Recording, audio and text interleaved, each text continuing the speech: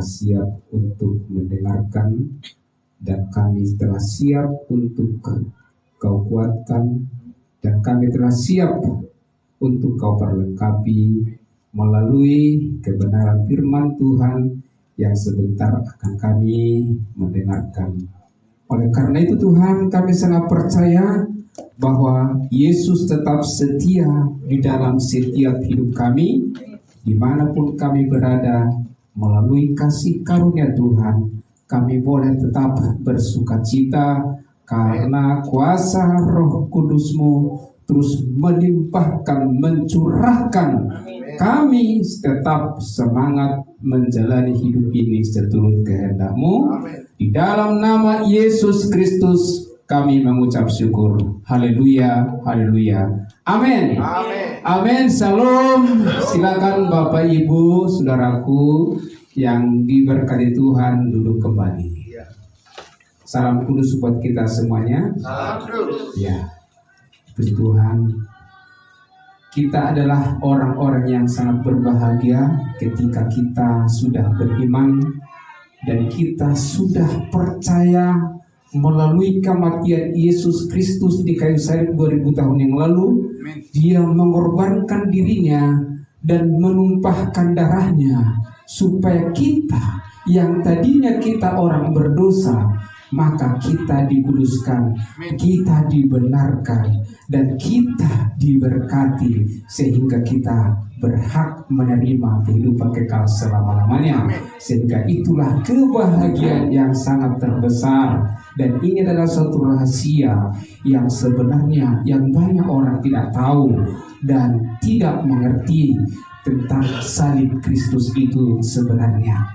Karena itu saya sangat bersukacita kita orang kudusnya, terlebih yang ada di Makedonia ini, kita terus setia terus ada belajar di dalam kebenaran firman Tuhan sehingga kita tetap kokoh. Karena itulah dasar kita dalam setiap menjalani hidup ini. Sebab di mana kita saat ini sangat banyak tantangan rintangan yang kita hadapi tentunya, baik itu di dalam keluarga dan juga di dalam suatu katakanlah lingkungan kita, hanya banyak kita lihat tantangan rintangan, terlebih iman yang kadang menggoda dan juga membuat kita lemah, ya. Tetapi karena kebenaran firman Tuhan yang terus berkuasa dalam setiap hidup kita, maka dengan Roh Kudus itu senantiasa terus memimpin, menuntun kita memahami kebenaran yang sebenarnya, yang telah kita terus belajar dan datang kepada kebenarannya, maka kita akan kuat sehingga kita selalu mengatakan orang kudus. Karena orang kuduslah yang pasti masuk surga. Amin. Kalau orang berdosa tidak masuk surga. Firman Tuhan mengatakan itu, karena ubah dosa adalah maut. Jadi jelas, jadi itu makanya kita beriman di dalam Kristus, ya, kita beriman di dalam Kristus bahwa kita sudah dikuduskan, sudah disucikan dengan darahnya yang kudus itu. Sehingga kita kudus bukan karena perbuatan baik kita, bukan karena usaha kita. Amin. Oleh karena itu kita belajar surga kasih saat ini. Kita buka kita atau ada nanti ditayangkan di depan. Surat Rasul Paulus kepada Titus, kepada Titus 2 ayat 11 sampai dengan ayat 15. Titus 2 ayat 11 sampai dengan ayat 15.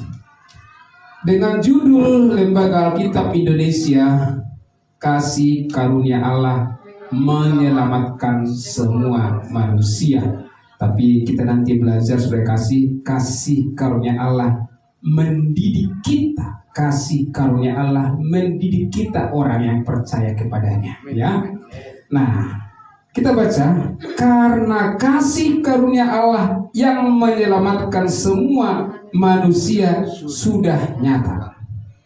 Ia mendidik kita supaya kita meninggalkan kefasikan dan keinginan-keinginan duniawi, dan supaya kita hidup bijaksana, adil dan beribadah di dalam dunia sekarang ini dengan menantikan penggenapan pengharapan kita yang penuh bahagia dan penyataan kemuliaan Allah yang Maha Besar dan Juru Selamat kita Yesus Kristus yang telah menyerahkan dirinya bagi kita untuk membebaskan kita dari segala kejahatan dan untuk menguduskan bagi dirinya suatu umat kepunyaannya sendiri yang rajin berbuat baik.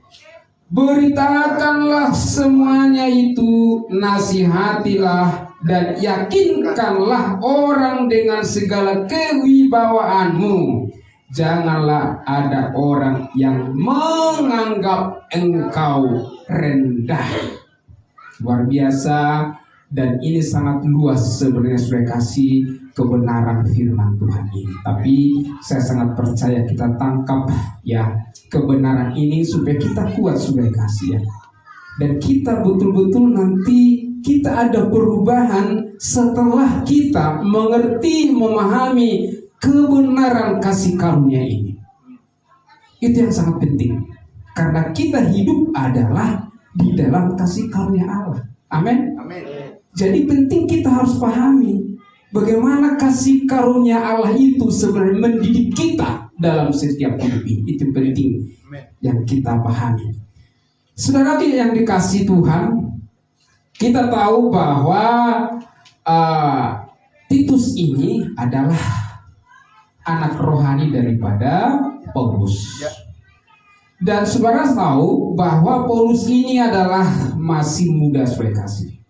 Masih muda. Tetapi Titus ini mau dipakai Tuhan dan mau mendengarkan apa yang disampaikan Rasul Paulus kepada dia. Berat sebenarnya karena dia masih muda. Kalau saya renungkan ini masih muda dia ya.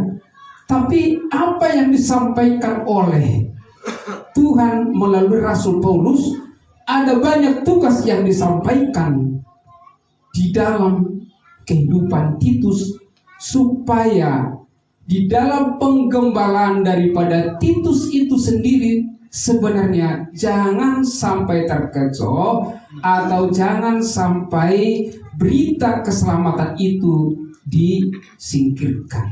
Tetapi betul-betul kasih karunia itulah yang menyelamatkan. Sehingga tugas disampaikan karena Paulus pada saat itu meninggalkan di daerah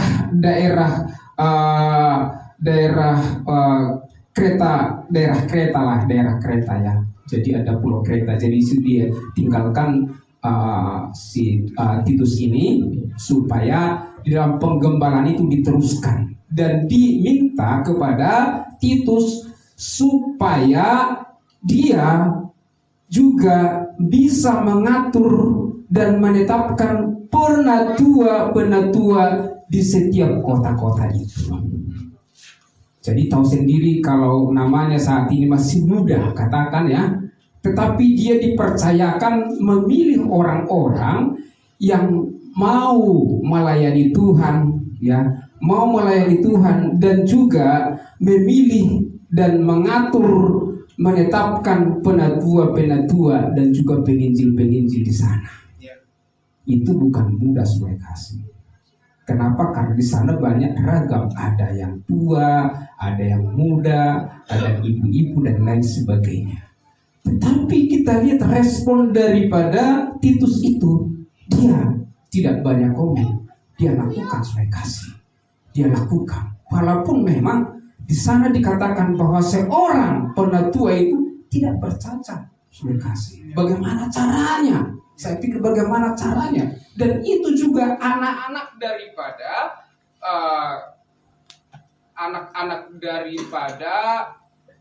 calon-calon dari penatua-penatua ini, calon-calon dari penatua atau katakanlah penginjil ini, harus anaknya orang-orang kudus, orang-orang yang taat kepada Tuhan. Coba kalau saat ini disampaikan Pak Gembala kita, seorang anak muda di sini, ya, coba supaya dicari di daerah-daerah ini, daerah Kelapa Duetan sampai di sana itu ya, Cibubur ini, mencari untuk menempatkan penatua-penatua.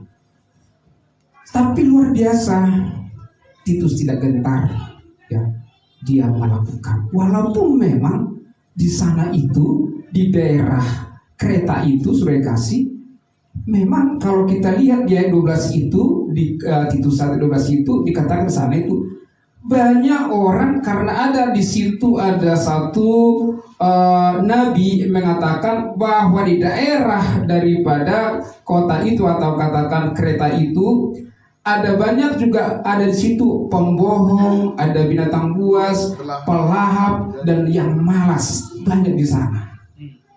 Jadi ya tentu bagaimana caranya ini, ya kan? Karena mereka dan juga watak daripada di sana yang beraneka ragam, ada yang pemalas, ada pemalu dan lain sebagainya. Ya jadi agak sulit secara manusia.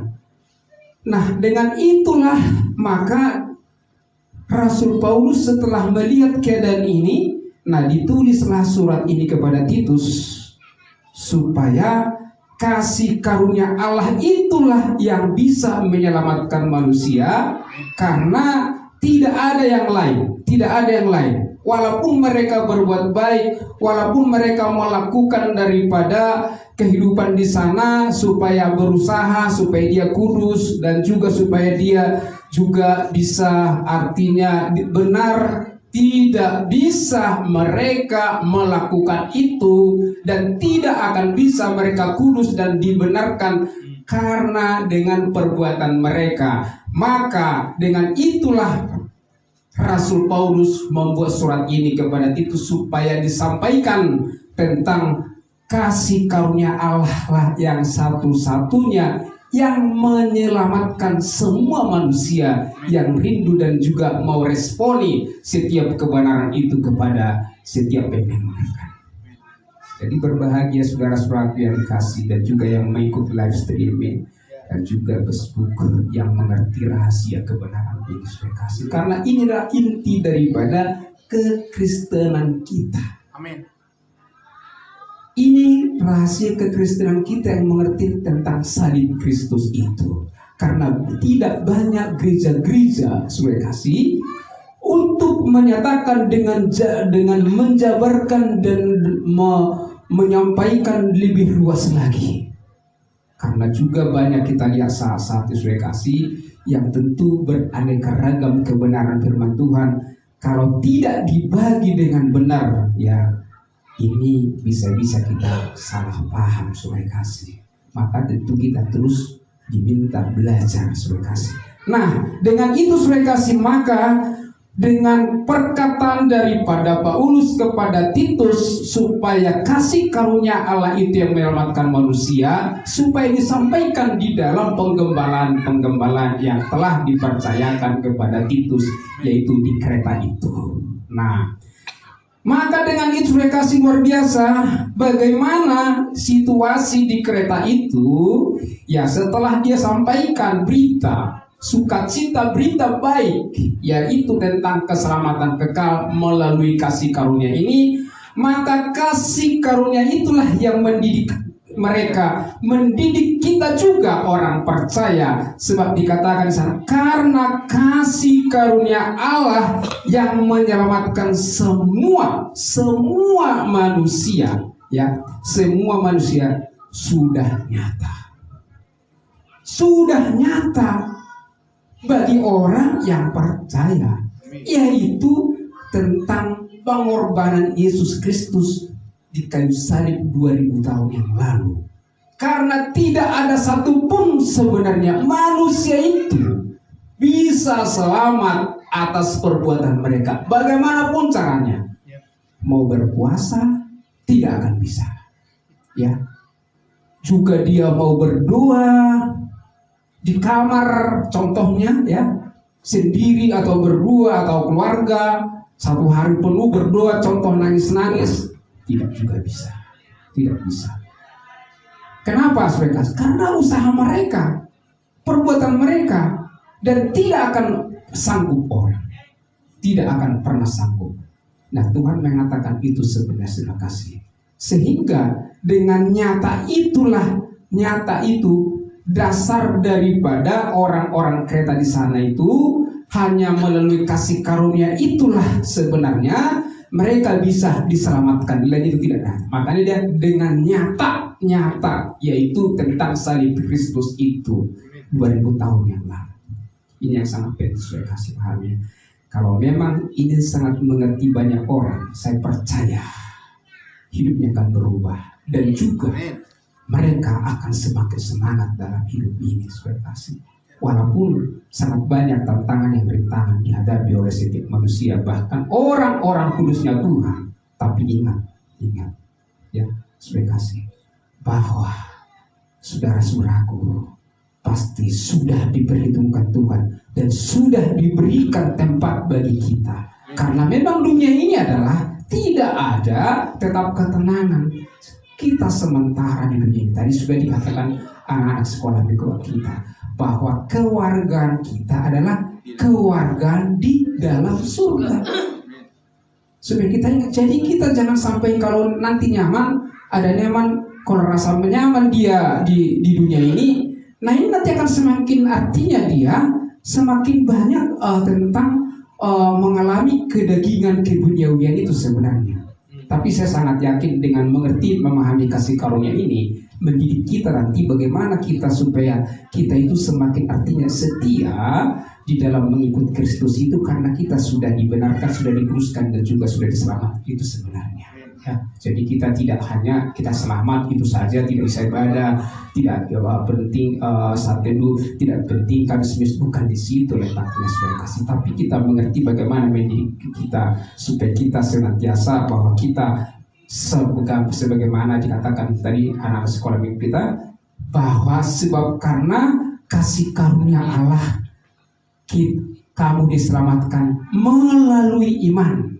Itu bukan hasil usahamu, tetapi pemberian Allah. Grace, pemberian Allah, artinya hadiah diberikan kepada kita.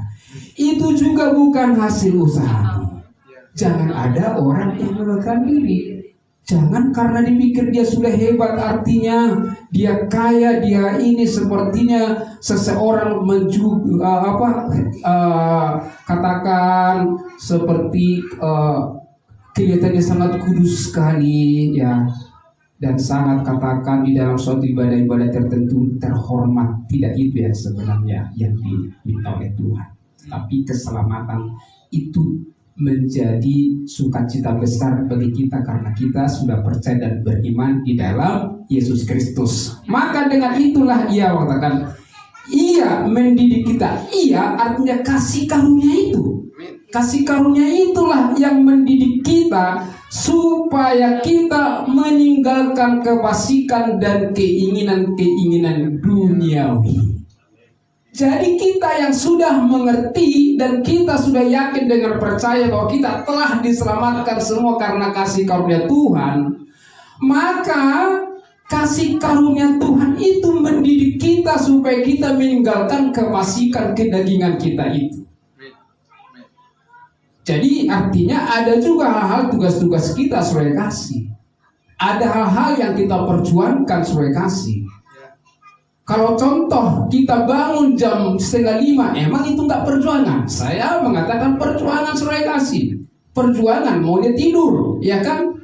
Tapi bagaimanapun saya kan berjuang, kita juga harus berjuang, harus bangun. Itu salah satu contoh bahwa kasih karunia itu mendidik kita seperti di sini katakan, mendidik supaya kita meninggalkan kefasikan dan keinginan duniawi itu.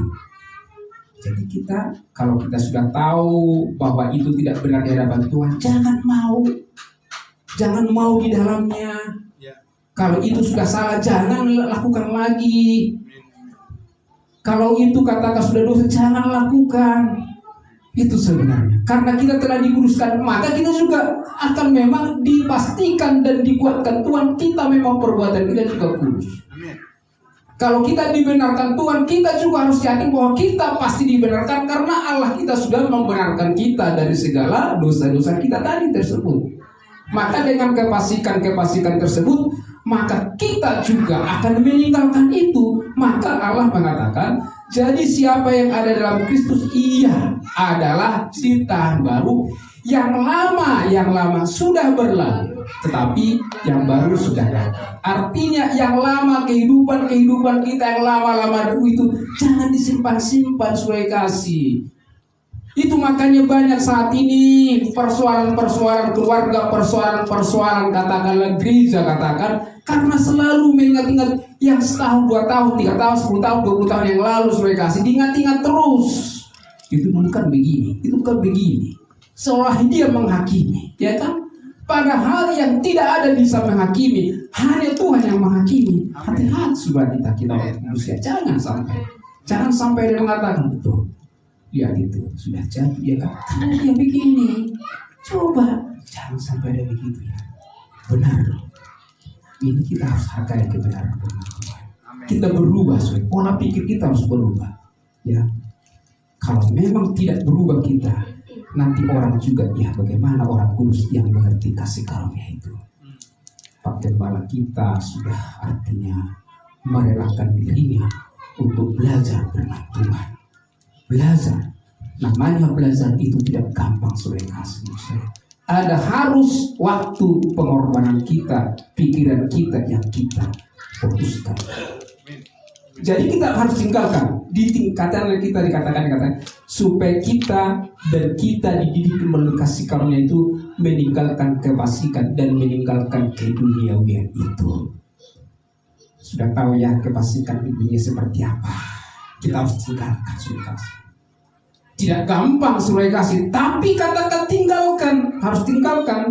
Karena itu nanti menjadi upah yang besar bagi kita orang percaya ya. Ini nanti upah mahkota itu yang telah diberikan Tuhan kepada kita. Jadi itu kan harus ditinggalkan itu supaya apa?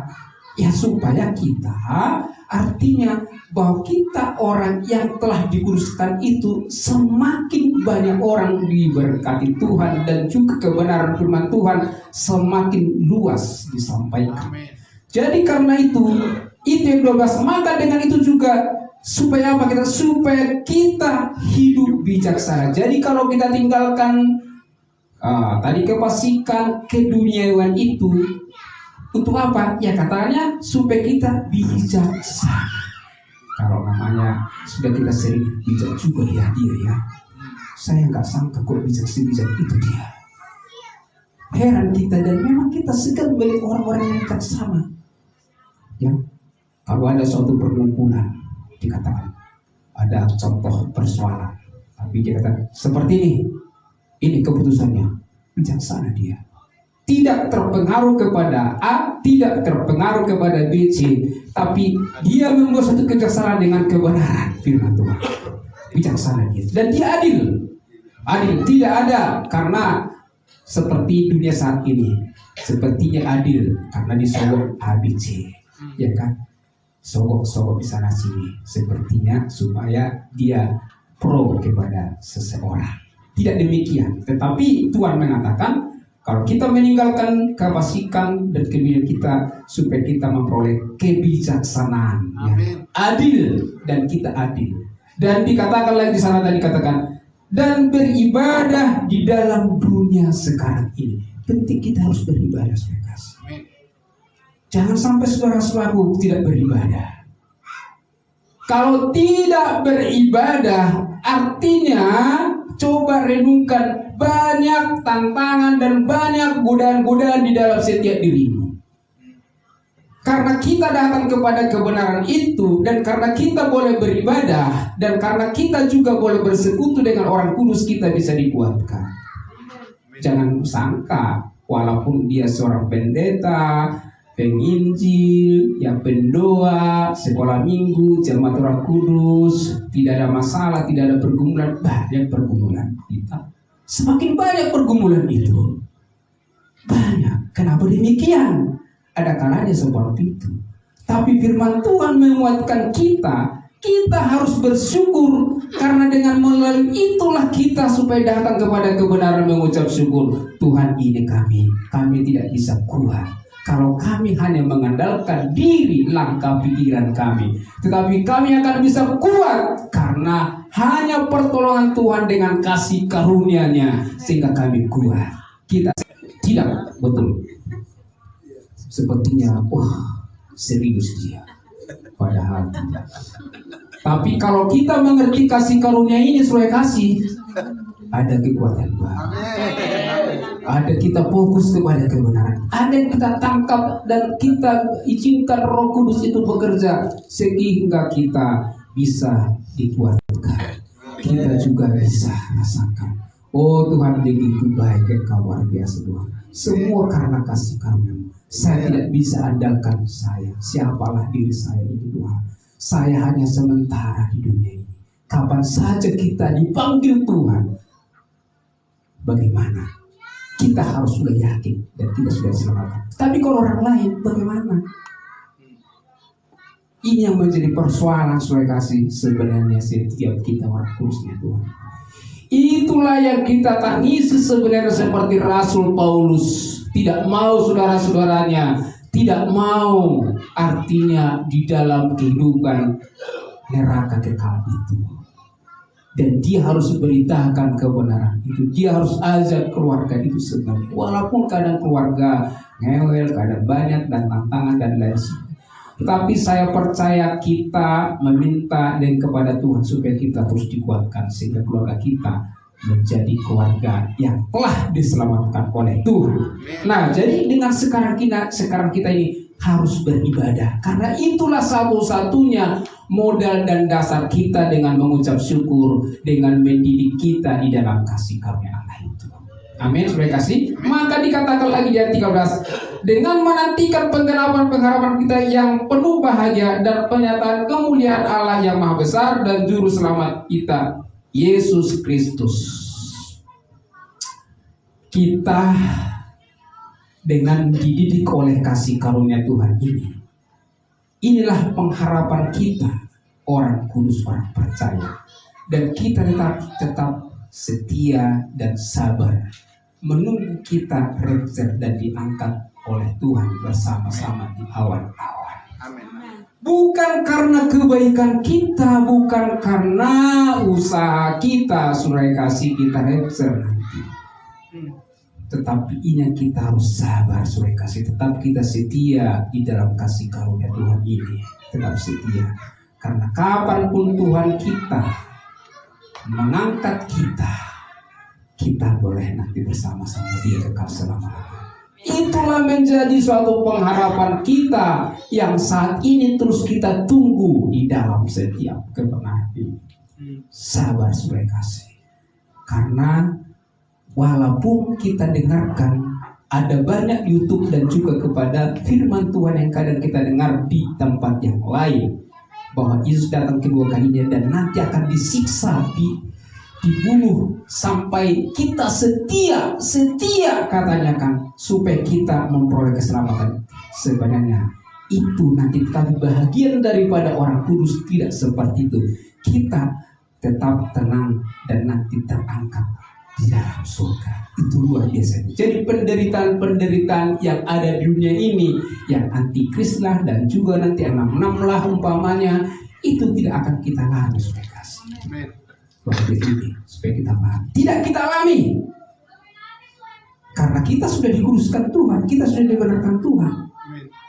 Karena saya sangat yakin kalau dia tidak rapture dan tidak dia diangkat oleh Tuhan, ketika nanti Yesus datang kedua kali di dunia ini, saya sangat yakin banyak orang akan memang tidak kuat menahan daripada penderitaan itu. Karena saudara kasih, mereka akan disiksa betul-betul dan tidak ada minta ampun. Jadi artinya saudara kasih, berbahagia kita kebenaran ini sehingga kita semakin memahami kebenaran kasih karunia mendidik kita supaya kita tetap setia di dalam kebenaran kasih karunia ini, mengerti, memahami lebih dalam lagi sehingga kita tidak pernah terlena, kita tidak pernah terfokus kepada hal-hal dunia, tetapi kita terfokus kepada perkara-perkara surga. Sehingga dikatakan, maka dengan itulah yang telah menyerahkan dirinya bagi kita untuk membebaskan kita dari segala kejahatan dan untuk menguruskan bagi dirinya suatu umat kepunyaan sendiri yang rajin berbuat baik. Jadi berbahagia kita sudah kasih, ya kita sudah yakin dengan pasti dengan korban Yesus Kristus 2000 tahun yang lalu. Kita percaya bahwa kita telah dikuduskan, bukan akan, tetapi kita sudah dikuduskan kita, dan kita sudah dengan dibenarkan. Nah, dengan itulah maka kita sudah dibebaskan. Kita dibebaskan dari segala kejahatan. Saya sangat percaya ini bagi orang-orang kudus. Dan tidak akan bisa lagi orang-orang kudus menjadi orang jahat. Tidak bisa. Kenapa? Karena kita sudah dibebaskan dari kejahatan itu. Sudah dibebaskan, sudah bekerja, sudah kasih karunia itu dididik kepada kita supaya kita memang tidak lagi ada di dalam itu. Luar biasa, sudah kasih. Jadi ini yang luar biasa, makanya kita kalau orang kudus sebenarnya sudah sangat yakin, tenang ya, tidak ada kejahatan di dalamnya. Kalau sampai ada kejahatan, ini belum mengerti kasih karunia. Jadi kalau ada dengar contoh, aduh di sana sudah gantung diri, katanya contohnya siapa itu orang kudus, kalau wah saya sangat yakin, nggak yakin itu, kenapa? Karena kita sudah dibebaskan dari kejahatan itu kan. Firman Tuhan mengatakannya kan, nggak mungkin lagi kita melakukan kejahatan itu gantung diri atau bunuh diri, nggak mungkin. Karena di sini sudah dibebaskan kita dari kejahatan. Luar biasa. Nah, jadi kita tidak dibebaskan ya, kita terbebaskan dari segala kejahatan dan menguruskan baginya suatu umat kepunyaan sendiri yang rajin berbuat baik. Dan dikatakan yang rajin, bukan yang harus berbuat baik. Yang rajin berbuat baik itu sebenarnya karena kita telah diselamatkan oleh Tuhan. Yang itu berbuat baiklah. Nggak mungkin melakukan kejahatan. Kan sudah dibilang tadi, kita kan sudah dibebaskan dari kejahatan. Berarti kita harus kan berbuat baik kepada sesama. Karena memang perbuatan baik itulah terhadap sesama, kita bisa semakin diberkati, kita semakin dikuatkan, dan kita semakin hubungan kita lebih dekat lagi kepada sesama karena kita sudah berbuat baik satu dengan yang lain. Itu yang sebenarnya dimaksud oleh firman ini. Jadi tidak dikatakan harus berbuat, bukan harus, tapi yang rajin berbuat baik karena kita sudah dituntun dan kita sudah diajari, dipimpin dengan kasih karunia itu sehingga kita di dalamnya tetap bersukacita. Sehingga dikatakan sudah kasih, maka dengan itulah kita rajin. Sudah dikatakan ayat 15. Ini beritakanlah semuanya itu, nasihatilah dan yakinkanlah orang dengan segala kewibuanmu.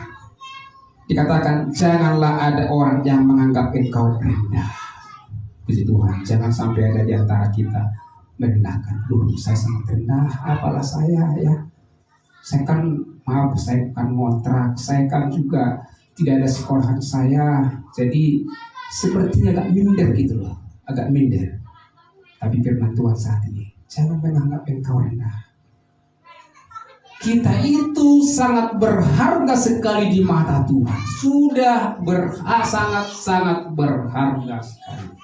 Dan kita sudah menjadi tubuh Kristus. Kita sudah di dalam Kristus. Tidak gampang loh di dalam Kristus. Tidak gampang. Bagaimana caranya bisa? Kalau di dalam Kristus itu, ya orang kudus harus orang kudus. Ya kita kan sudah orang kudus, berarti kita sudah di dalam Kristus. Maka dengan itu kita bisa baca, saudara kasih, kita lihat di Roma, saudara kasih. Kita lihat, saudara kasih, di Roma 5 ya, di Roma 5. Ayat 1 dan 2 dikatakan demikian. Sebab itu ya, atau karena itu ya, kita yang dibenarkan, kita yang telah dibenarkan oleh karena iman, telah dibenarkan oleh karena iman, kita hidup dalam damai sejahtera dengan Allah, dengan ya, kita hidup di dalam damai sejahtera ya, dengan Allah. Luar biasa. Nah, jadi oleh karena Tuhan kita Yesus Kristus, oleh Yesus itu kita juga beroleh jalan masuk melalui oleh iman kepada kasih karunia ini. Di dalam kasih karunia ini kita berdiri dan kita bermegah dalam pengharapan akan menerima kemuliaan Allah. Luar biasa, kemuliaan Allah akan kita terima. Kenapa? Karena Allah kita adalah Allah yang mulia. Jadi artinya saudara kasih, jujur saja, kita yang telah saat ini saudara kasih, kita sudah ada dalam kasih karunia ini, maka seperti yang disampaikan Paulus kepada Titus itu, nah itulah disampaikan di kereta itu, supaya mereka juga bisa diselamatkan. Tidak lagi melihat tadi mereka orang malas, orang katakan orang-orang yang tidak bertanggung jawab ya, dan juga orang-orang yang jahat dan lain sebagainya. Tetapi hanya melalui kasih karunia Allah itu kita dididik supaya kita memahami kebenaran itu. Sehingga dengan penutup surah kasih saya akan baca dan kita melihat dengan itulah maka Rasul Paulus telah mengingatkan di Titus dan penggembalanya dan bahkan kepada kita saat ini di ayat di Titus 3 itu dikatakan, ingatkanlah mereka supaya mereka tunduk pada pemerintah dan orang-orang yang berkuasa, taat dan siap untuk melakukan setiap pekerjaan yang baik. Kita harus taat ya, supaya kasih melakukan pekerjaan baik ya. Janganlah mereka memfitnah ya, jangan lagi mereka memfitnah, janganlah mereka bertengkar. Hendaklah mereka selalu ramah dan bersikap lemah lembut terhadap semua orang. Kita diminta selalu ramah, lemah lembut terhadap sesama, baik kepada kita, suami istri, kepada anak-anak. Itulah modal kita. Kalau namanya sudah ada terjadi ini, saya sangat yakin dengan pasti kita akan tetap menikmati damai sejahtera di dalam setiap diri kita. Terus dia bekerja. Nah oleh karena itu izinkan responi kebenaran inspirasi dan mau saudara-saudaraku saat ini kita mau dirubah dengan kasih karunia ini, dengan pola pikir kita, sehingga kita mulai belajar bahwa kita suami istri, kita sama anak-anak, kita harus selalu lemah lembut dan saling mengasihi ya, dan kita juga ya saling memperlengkapi, menerima kelebihan, menerima kekurangan satu dengan yang lain. Kalau ini sudah kita pahami, saudara kasih, damai-damailah kita dan di dalam kasih karunia ini, sehingga dikatakan karena dahulu kita juga hidup dalam kejahilan ya, tidak taat, sesat, menjadi hamba berbagai-bagai nafsu dan keinginan hidup dalam kejahatan dan kedengkian, keji, saling membenci. Ini kita dulu, ini potret kita dulu, dan ini juga di kereta itu, di dalam pengembalaan daripada Titus, ini dulu. Tetapi bagaimana penggembalaan Titus itu dan bagaimana kita orang kudus itu dikatakan. Tetapi ketika nyata kemurahan Allah, juru selamat kita dan kasihnya kepada manusia. Pada waktu itu Dia telah menyelamatkan kita bukan karena perbuatan baik yang telah kita lakukan, tetapi karena rahmat-Nya oleh pemandian, kelahiran kembali, dan oleh pembaharuan yang dikerjakan oleh Roh Kudus yang ada di dalam diri kita yang sudah permanen itu. Itu sebenarnya. Jadi apalagi dikatakan? Nah, dikatakan yang 6, yang sudah dilimpahkannya atau yang sudah dicurahkannya kepada kita, maksudnya dicurahkannya ya kepada kita oleh Yesus Kristus juru selamat kita. Supaya apa? Supaya kita sebagai orang yang dibenarkan, bukan karena usaha kita kan, tapi Allah membenarkan kita dari segala dosa tadi kita itu, dari kejahatan kita. Kita telah dibenarkan, maksudnya dibenarkan oleh kasih karunia-Nya. Oleh kasih karunia Tuhan itu berhak menerima hidup yang kekal sesuai dengan pengharapan kita. Kita berhak. Itu makanya saya mengatakan pasti masuk surga. Tidak ada lagi keraguan kita. Kita orang kudus sudah mengatakan pasti saya masuk surga. Kenapa? Sudah dijamin dan kita sudah dikatakan di sini berhak menerima kehidupan kekal karena kita sudah percaya dan sudah beriman di dalam Kristus Yesus kita. Jadi sudah kasih, saya sangat percaya kita kalau kita sudah pahami kebenaran ini, mulai sekarang harus ada perubahan dalam hidup kita. Amin. Minta kepada Tuhan, saya mau berubah. Saya mau berubah supaya saya mengerti kasih karunia ini Tuhan.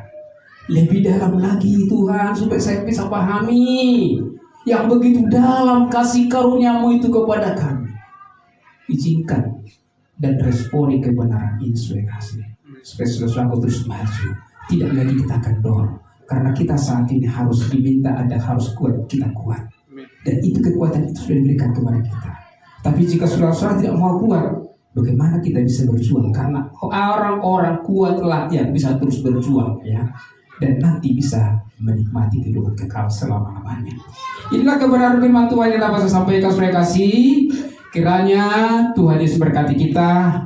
Maka dengan ini kita berdoa. Mari kita berdoa. Sungguh luar biasa kasih karunia ini Tuhan mendidik kami orang yang percaya. Supaya kami tetap setia kepada Tuhan.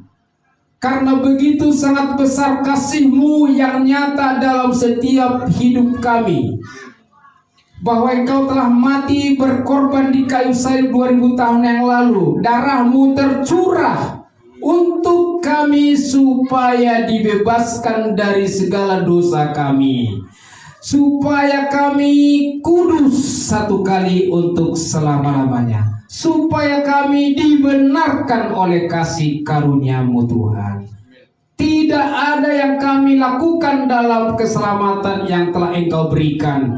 Tidak ada andil kami bisa berusaha berbuat baik semaksimal apapun.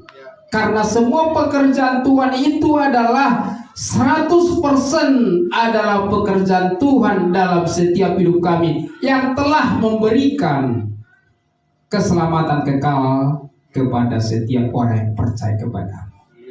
Berkatilah jemaat-Mu di tempat ini, Gereja Makedonia.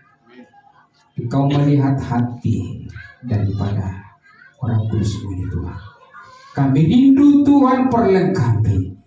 Kami rindu Tuhan kami terus maju di dalam memberitakan kabar baik ini kepada banyak orang.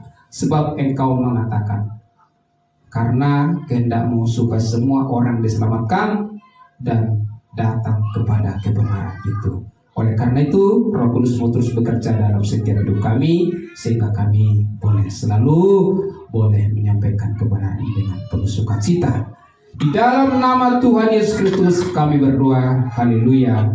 Amin. Amin. Berikan tepuk tangan. Haleluya, puji Tuhan. Saya serahkan kepada